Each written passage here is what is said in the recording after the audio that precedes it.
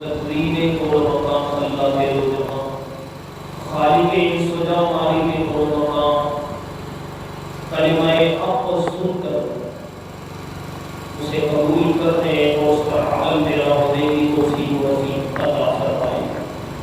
سامعین عزیزان، آج کی جو یہ نشست ہے یہ عظیم الشان معرکہ اعلیٰ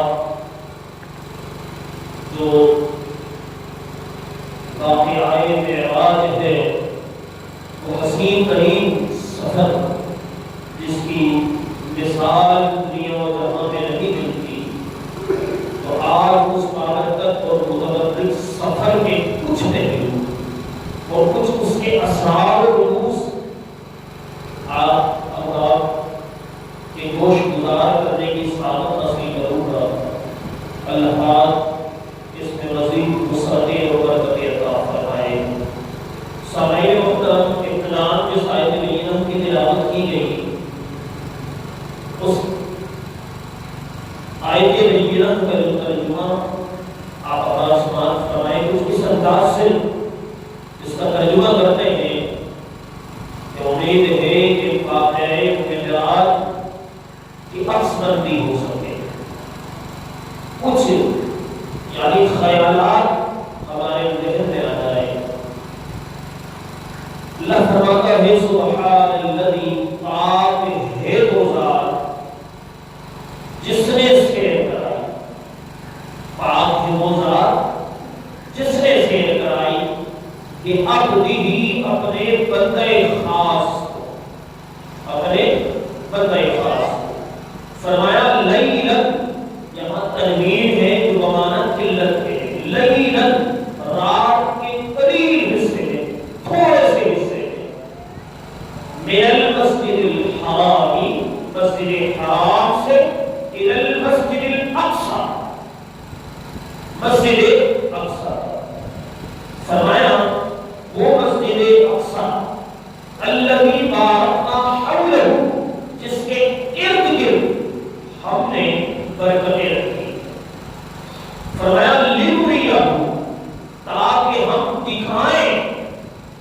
ہم دکھائیں من آیاتنا، اپنی نشانیاں۔ وہ مسجد اقصی جس کے ارد گرد ہم نے برکتیں رکھی ہیں، وہ برکتیں نشانیاں ہیں اللہ کی۔ اور اس سفر کا مقصد یہ تھا، اس سیر کا مقصد یہ تھا کہ لنریہ من آیاتنا، ہم اپنی نشانیاں دکھائیں اپنے بندے خاص کو۔ انہ هو السمیع البصیر، بے شک وہ خوب سننے والا ہے، وہ دیکھنے والا ہے۔ تو یقیناً یہاں پر سرسری کو اللہ رب العزت نے اس کی عکس بندی فرمائی ہے، اس واقعے معراج کی طرف اشارہ کیا ہے اور اجمالی کو اس سفر کا ذکر کیا ہے۔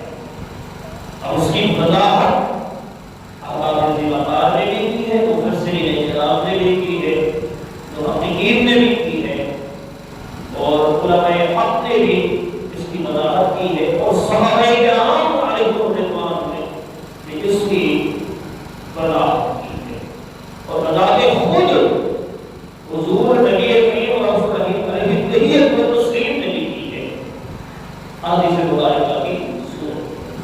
تو یقیناً ہمارے لیے اس واقعے معراج کے اندر بہت ساری برکتیں ہیں، رفعتیں ہیں، وسعتیں ہیں، اور بہت کچھ ہے۔ یہ تمام کے تمام ان لوگوں کے لیے ہے جو صاحب محبت اور حضور سے عقیدت رکھنے والوں کے لیے یقیناً۔ اور اس واقعے معراج کے بعد ہی صدیق اکبر کو صدیق کا رتبہ اور مقام ملا، اور مومنوں کو اللہ رب العزت کے قریب آنے کا جو ایک ذریعہ ملا ہے، جسے نماز کہا جاتا ہے، وہ بھی اس واقعے معراج کے بعد ہے۔ تو یقیناً حضور کے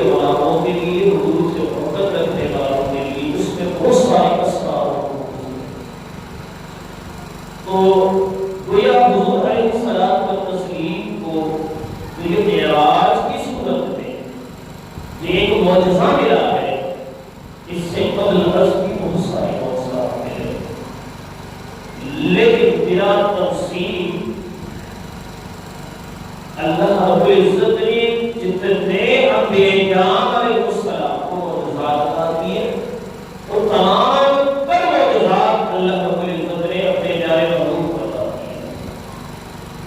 یقیناً حضور علیہ السلام کا انگلی کے اشارے سے چاند کو دو ٹکڑے کرنا، غروب ہوئے سورج کو واپس پلٹا دینا، کنکریوں سے کلمہ پڑھوا دینا، شجر و حجر سے اپنی نبوت اور رسالت کا اقرار کروا دینا، انگلی سے انگلی کے تھرو سے جناب چشمے جاری کر دینا۔ دیکھیں کچھ ہوتی ہیں نیچرلی چیزیں اور کچھ ہوتی ہیں ان نیچرلی چیزیں، لیکن نیچرلی چیز تو یہ ہے کہ وہ چیز جو ممکنات میں سے ہے، جس طرح حضرت موسیٰ نبی علیہ السلام نے پتھر پر جناب لاٹھی مار کر فنفجرت اثنا عشرہ، وہاں سے کتنے نظر جاری ہوئے؟ 12 نظر جاری ہوئی۔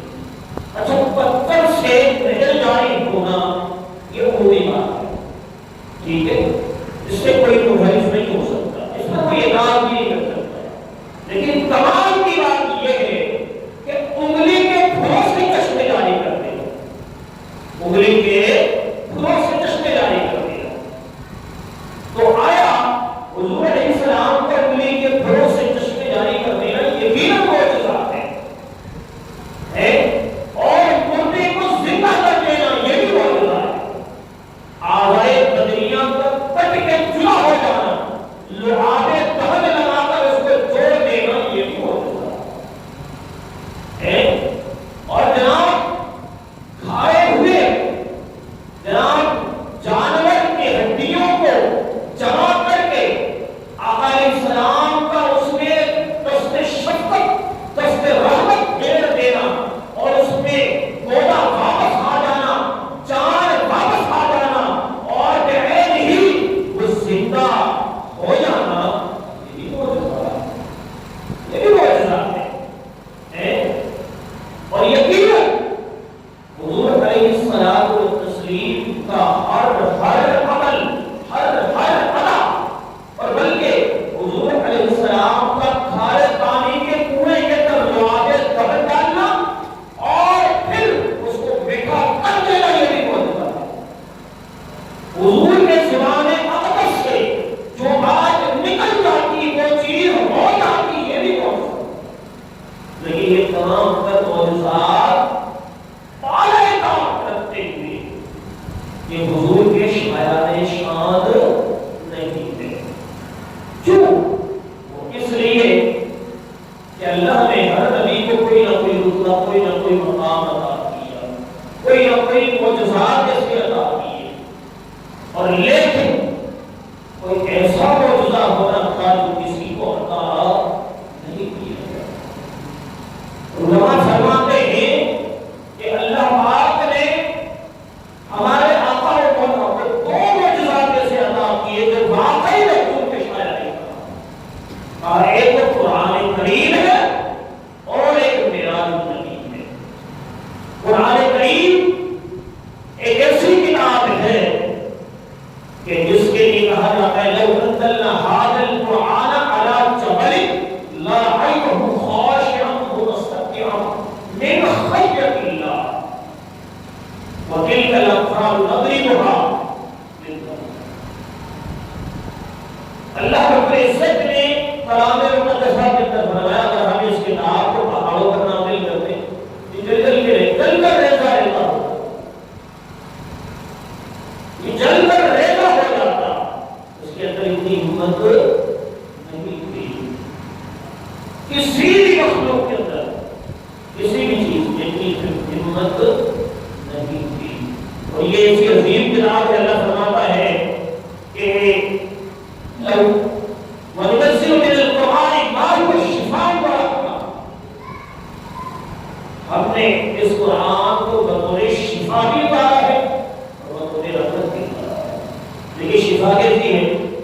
جناب مردہ دل کو زندہ کرتے زندہ ہے تو بھی فائدہ، مر گیا تو بھی فائدہ ہے، بیگان چیزوں میں بھوکو تو بھی فائدہ ہے، گھر میں پڑاؤ تب بھی فائدہ، دکان میں پڑاؤ پھر بھی فائدہ، کاروبار کے لیے پڑاؤ پھر بھی فائدہ. ہر اس عمل کے لیے جس عمل کے اندر اللہ کی ناراضگی نہ ہو، وہاں اس کی تلاوت ہوتی ہے تو اس کی برکتوں کا حصول ہوتا ہے. جناب سننے والے کو بھی فائدہ، سنانے والے کو بھی فائدہ، پڑھنے والے کو بھی فائدہ، پڑھانے والے کو بھی فائدہ. کتنی رحمتوں والی کتاب ہے، کتنی برکتوں والی کتاب ہے. بیمار ہے پڑھ کر دم کر دیا جائے شفایات مل جاتی ہے. تو اس قدر دیکھیں کبھی کبھار ایسا بھی ہوتا ہے نا کہ مریض بالکل لا علاج ہو جاتا ہے اور جناب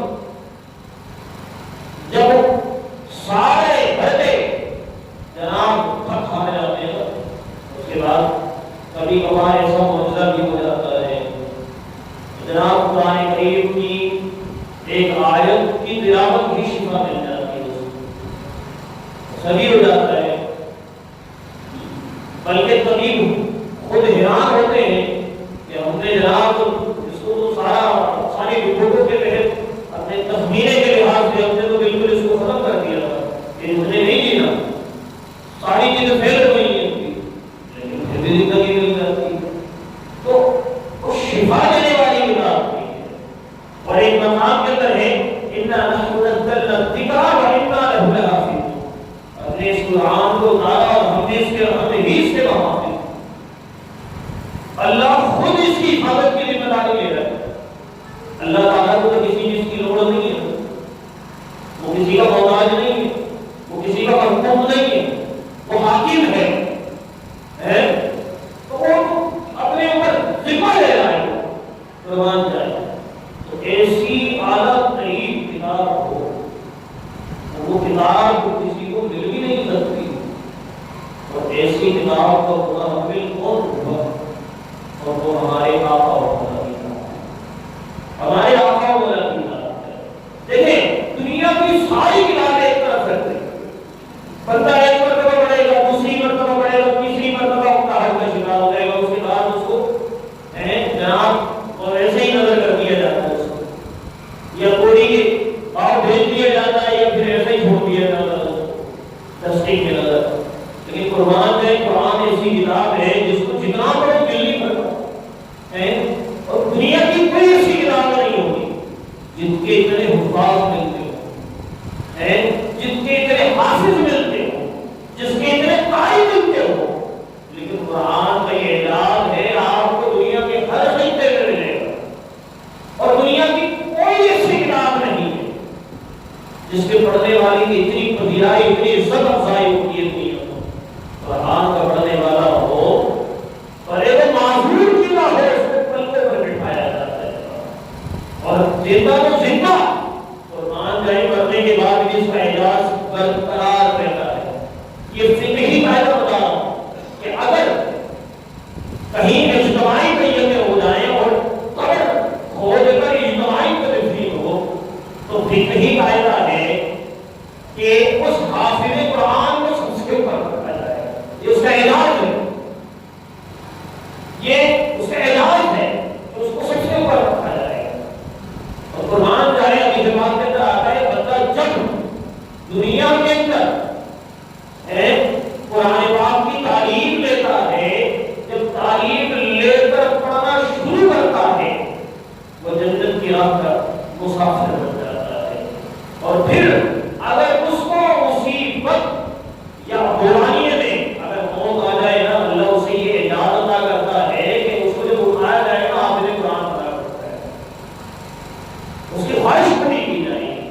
اور صرف یہاں نہیں، اور مجھے قیامت اللہ پاک اسے اپنے سامنے بلائے گا اور اللہ پاک فرمائے گا کہ ورتل القرآن، قرآن کو آہستہ آہستہ پڑھو.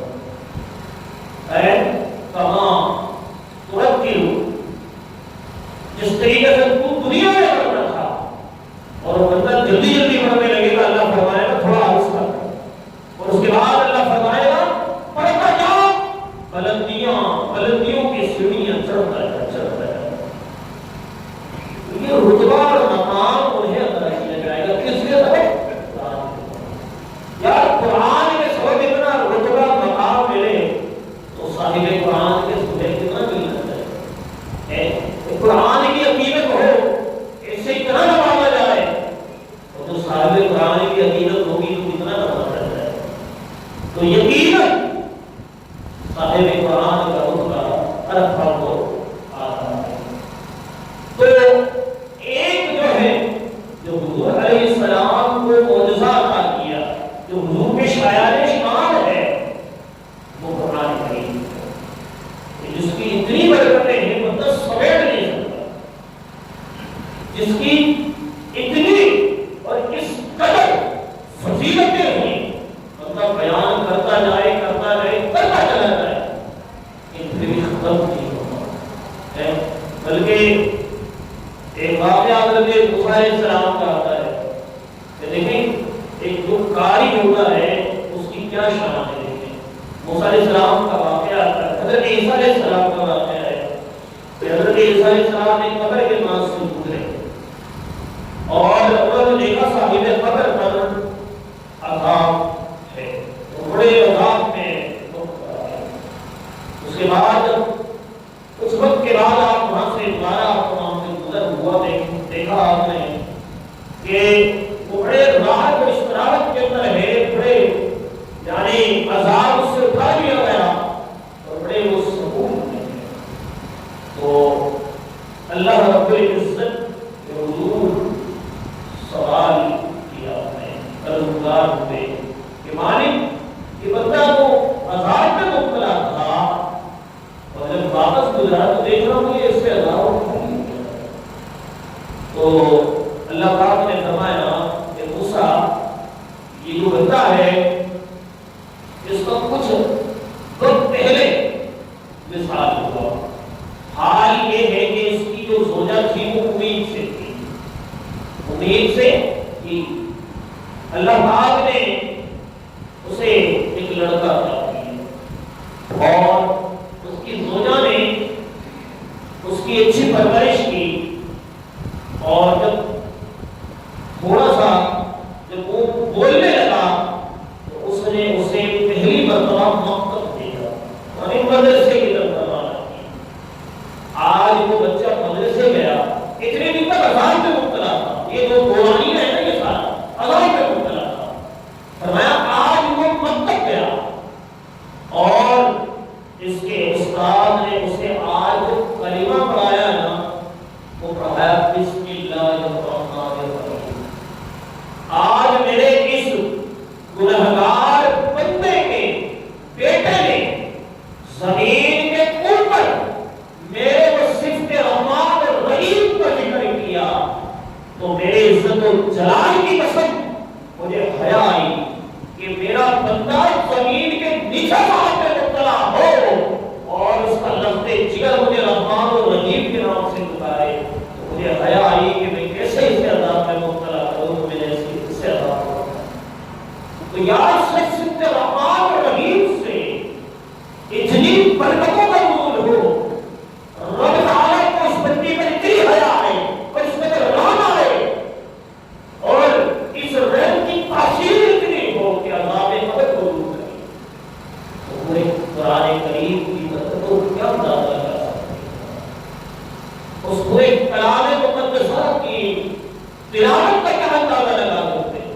اور وہ خوش نصیب بیٹے جو اس کی تلاوت کرتے بھی ہیں، اپنے والدین کو ہمارے ثواب ملتا ہے اور روز کچھ نہ کچھ پڑھتے ہیں اور اپنے والدین کے روح کو بخشتے ہیں، تو انہیں کی قبروں کا کیا اندازہ لگا سکتے ہیں؟ یقیناً ایک ایسا سما ہوگا کہ دوسرے گرد گرد کے قبر والے بھی وہاں سے آگے کچھ نہ کچھ سمیٹنے کے لیے آتے ہوں گے کہ اس کی کچھ برکتیں ہمیں بھی مل جائیں۔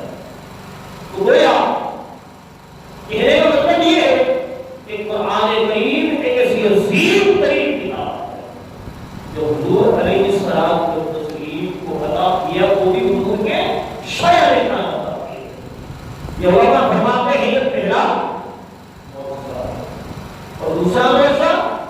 واقعہ معراج النبی صلی اللہ علیہ وسلم. اب باقی معراج کے حوالے سے اب دیکھیے اللہ پہلے کا فرماتا ہے سبحان الذی، اپنے وصف سبحان کا صفت سبحان کا ذکر کیا. فرمایا سبحان آپ کے ہوگا ہر ایک صفات، ہر ایک صفات، ہر کمزوری صفات. اس صفت کے ذکر کرنے کی وجہ یہ تھی تاکہ قیامت تک کے آنے والے لوگوں کو پتہ چل جائے کہ سیر کی نہیں کرائی ہے اور کرانے والی ذات کون ہے؟ سبحان اللہ ہے. وہ ذات جس نے ایک باپ کے حضرت عیسیٰ علیہ السلام کی تخلیق کی، وہ سبحان جس نے ماں باپ کے بغیر حضرت آدم کی تخلیق کی، وہ سبحان جس نے حضرت ابراہیم علیہ السلام کو نمرود کے آگ سے محفوظ کرتا، وہ سبحان جس نے حضرت یونس علیہ السلام کو مچھلی کے پیٹ کے اندر رکھا اور غذا کی دی اور پرورش کی، اور ایک مہینے کے بعد جب دنیا میں دوبارہ انہیں محفوظ حفاظت کے ساتھ دنیا میں واپس ہوا، اس کے بعد پھر ان کی نیچے سے اثر نو کی پرورش کی، اثر نو ان کی پرورش کی. وہ سبحان جس نے بغیر سبول کے آسمان کو کھڑا کیا، بغیر سبول. وہ سبحان جو سورج کو طلوع کرتا ہے اور سورج کو غروب بھی کرتا ہے، وہ سبحان جو چاند کو طلوع کرتا ہے، چاند کو غروب بھی کرتا ہے. وہ سبحان جس نے ستاروں کی رونائیاں برقرار رکھی، جو ستارے آتے ہیں جو بغیر کسی سہارے کے آتے ہیں اور اپنی چمک سے رات کو چمکاتے ہیں تو پھر اپنے وقت مقررہ کے مطابق چلے جاتے ہیں. وہ سبحان جناب جس نے نمرود اور جس نے فرعون اس کے لشکریوں کو نیل دریا میں غرق کر دیا اور حضرت موسیٰ علیہ السلام اور ان کے حامیوں کو محفوظ کر دیا. وہ سبحان جس نے اس دنیا کی تخلیق بڑی خوبصورتی کی. تو اعتراض کرنے والا اعتراض کرے گا تو سبحان کی ذات کرے گا، نبی علیہ السلام کی ذات میں نہیں کرے گا. اسی وجہ سے سب سے پہلے اپنے وصف سبحان کرتے ہیں. سبحان الذی، پاک ہے وہ ذات جس نے سیر کرا، سیر کی نہیں بلکہ کرائی ہے. تو 27ویں ہجرت کے 2 سال قبل 27ویں شب کو حضور علیہ السلام اپنی پھوپھی ذات بہن پھوپھی ام ہانی کے گھر آرام فرما ہے. وہاں آپ کے ہاں حضرت جبریل امین تشریف لاتے ہیں. اس کے بعد آپ کو خطیب کعبہ لے جاتے ہیں. وہاں شق صدر کیا جاتا ہے جو خلقوم سے لے کر زیر ناف تک ہے.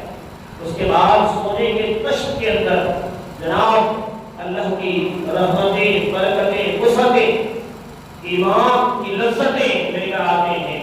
اور آپ کو آب زمزم سے دھو کر اس کے بعد پھر سینے کو بھر دیا جاتا ہے. اس کے بعد پھر سینے جاتا ہے. اس کے بعد پھر سفر کا آغاز ہوتا ہے.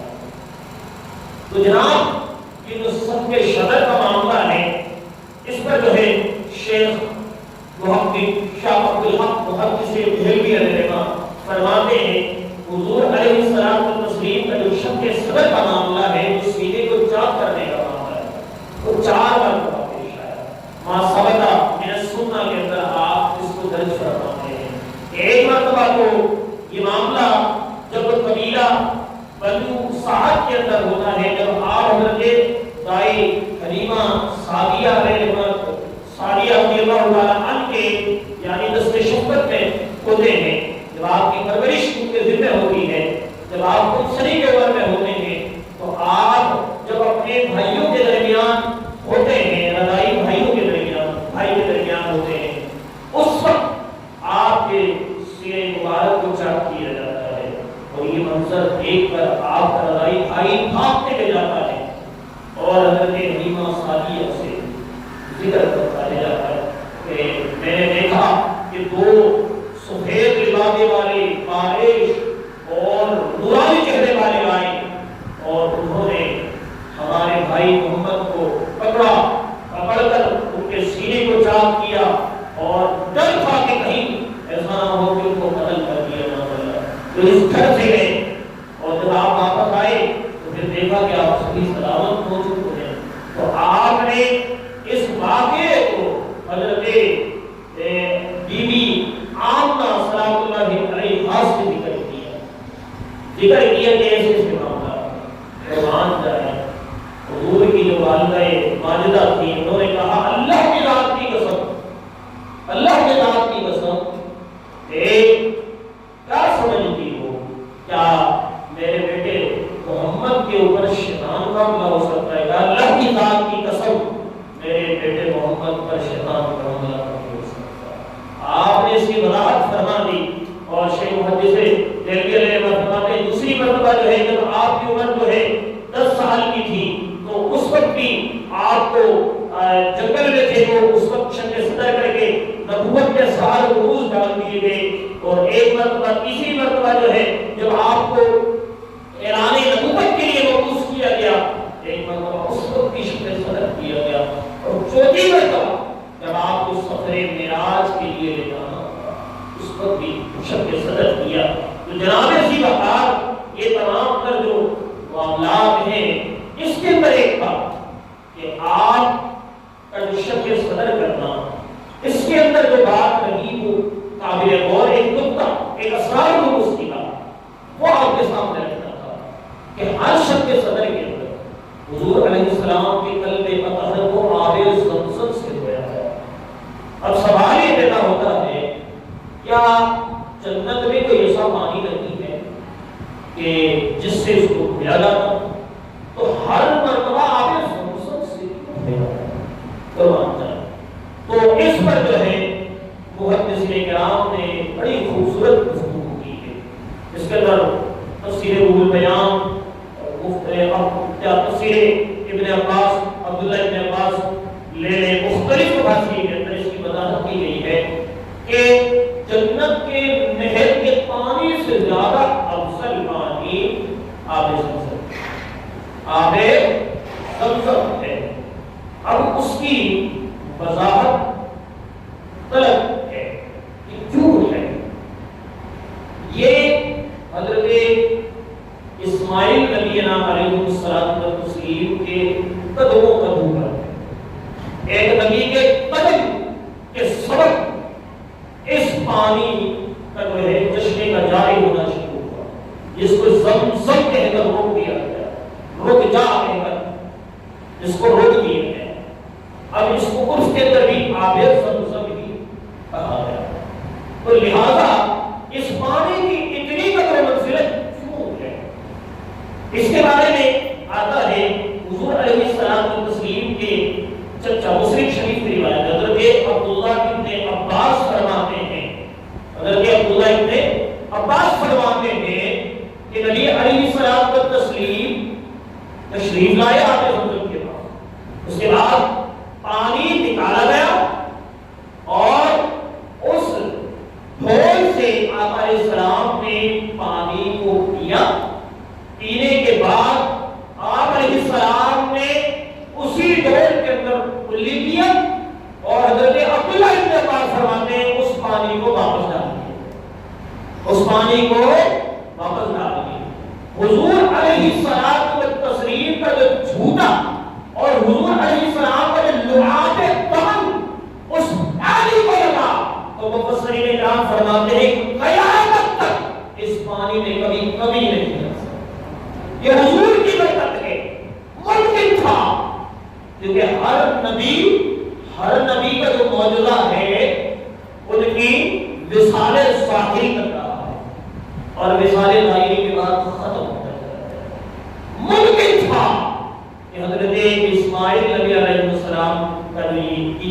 یہ معجزہ تھا یہ بھی ختم ہو جاتا تھا، لیکن ہمارے آقا و مولا نے اپنا لعاب تن ڈالا اور قیامت تک کے لیے اس کو برقرار رکھا۔ اور کہتے ہیں لکھنے والوں نے لکھا، تجربہ کرنے والوں نے تجربہ کیا، کہتے ہیں اس پانی کی ایک فیسلٹی ہے، اس پانی کے اندر کھانے کے اندر جتنی غذائیت ہوتی ہے اس پانی میں وہ سب کچھ موجود ہے۔ اور تجربہ کرنے والوں نے تجربہ کیا کہ اس میں سے جتنا پانی نکالتے ہیں کمی نہیں ہوتی بلکہ اور بھی بڑھ جاتا ہے، کبھی کمی نہیں ہوئی۔ یہ حضور علیہ السلام کے دعا میں بندگی میں کرتا ہے کہ حضور علیہ السلام نے جہاں جہاں تشت شفقت رکھا لعاب تن استعمال کیا، کبھی کمی نہیں آئی۔ اگر روٹی کے اندر ڈھالا تو روٹی میں کمی نہیں آئی، سالن میں رکھا تو سالن میں کمی نہیں آئی، سالن میں کمی نہیں آئی۔ تو یقیناً مسلم شریف کی اس روایت سے اسرار الروس کا پتہ چلتا ہے کہ اس آب زمزم جیسا پانی کا پانی کہیں تھا ہی نہیں جس سے حضور کے قلب میں اثر ہو جاتا، حضور کے قلب میں اثر کو دھویا جاتا۔ حضرت ابو قتادہ رضی اللہ عنہ ابھی اسلام لے کے نہیں آئے تھے، قربان جائے تو کہ اسلام آنے کا واقعہ بھی کتنا خوبصورت ہے۔ حضرت ابو قتادہ، حضرت ابو ذر غفاری، حضرت ابو ذر غفاری، ان کے بارے میں آتا ہے کہ آپ ابھی اسلام لے کے نہیں آئے، آپ جناب آب زمزم کے قریب 30 دن آپ نے گزارا، 30 دن، اور راوی کہتا ہے نہ کچھ کھایا، کچھ بھی کھانا پینا ملا کچھ بھی، صرف آب زمزم کا پانی پیتے رہے، صرف آب زمزم کا پانی پیتے رہے۔ اور جناب حضور علیہ السلام تشریف لائے، آپ نے حضرت ابو ذر غفاری کو دیکھا اور پوچھا ابو ذر غفاری کیا کرو؟ کہا کتنے دنوں سے یہاں ہو، کچھ کھایا بھی ہے؟ قربان جانے کا یا رسول اللہ، صرف کھایا نہیں، صرف پیتا ہی گیا ہوں، لیکن جسم کا توازن اتنا بڑھ گیا ہے کہ پیٹ کے اندر سلوٹیں پڑنے لگی ہیں۔ جیسے اگر جسم پروان چڑھے نا تو تھوڑے سے جو ہے نا لچک، کہ اس پانی کی اتنی برکت ملی ہے کہ جسم کے اندر جو ہے نا تھوڑی سی لچک آ گئی ہے۔ تو آقا علیہ السلام کے فرمان اور آقا علیہ السلام نے ان سے جس انداز سے پوچھا، سمجھ گئے یہ کوئی عام بندہ نہیں ہو سکتا، یہ اللہ کا نبی ہے۔ آپ امام یقیناً اس پانی کے اندر اتنی برکت ہے، حضور علیہ السلام نے فرمایا شفا ہے، آب زمزم شفا ہے، تو یقیناً یہ قیامت تک کے لوگوں کے لیے شفا ہے۔ تو بات آ رہی تھی سبحان الذی اسرا بعبدہ، اللہ نے کیا فرمایا بعبدہ، اپنے بندے کو سیر کرائی۔ تو پچھلی میں بھی تھوڑی سی بات کر دی تھی میں نے کہ یہاں پر بعبدہ کی وجہ یہ ہے کہ اللہ فرمانا یہ چاہ رہا ہے کہ ہم نے اپنے بندے کو سیر کرائی ہے۔ کوئی یہ سوال نہ کرے خواب میں کروائی ہے، خواب میں تو حضور علیہ السلام کو بہت مرتبہ ہو گیا، لیکن اب جو کرائی ہے وہ جسم جسامت کروائی ہے۔ کوئی یہ نہ سوال کرے، اگر سوال کرے گا تو پھر اہل عرب کا جناب پھر اعتراض کیا رہا؟ انہوں نے تو یہی کہا کہ جناب رات کے قلیل حصے میں اتنا لمبا سفر کر کے آئے، خواب میں تو سفر کرے تو کوئی اعتراض نہیں کرتا، یہ جسم جسامت سفر ہے، اس پر اعتراض کیا گیا، اس پر اعتراض کیا گیا۔ تو اللہ نے اس اعتراض کو دور کر دیا، ہم نے بعبدہ ہی اپنے بندے کو کروایا، روح کو نہیں کروایا، برسول ہی یا بنبی ہی بروح ہی نہیں، بعبدہ ہی، وہ جسم کے ساتھ کرتا ہے، بعبدہ ہی اپنے بندے خاص کو، لیل رات کے قلیل حصے، بس بات ختم، ٹائم بھی ختم، لیل رات کے قلیل حصے میں، اور رات کا قلیل حصہ بھی کتنا زبردست ہے کہ جناب آپ تشریف لے کر آئے، دیکھا کہ جس پر اب بھی گرم ہے، مشکلے کا پانی ٹپک رہا ہے، کنڈی ہل رہی ہے، اور جناب وقت وہی ہے، کوئی فرق نہیں آیا، اور آپ پہلے جناب حکیم کعبہ وہاں سے پھر جناب آپ کو لایا گیا، آپ شق صدر کے بعد پھر آپ کو مسجد حرام، مسجد اقصی، پھر جناب ساتوں آسمان کی سیر، پھر لامکہ عرش معلیٰ، پھر لامکہ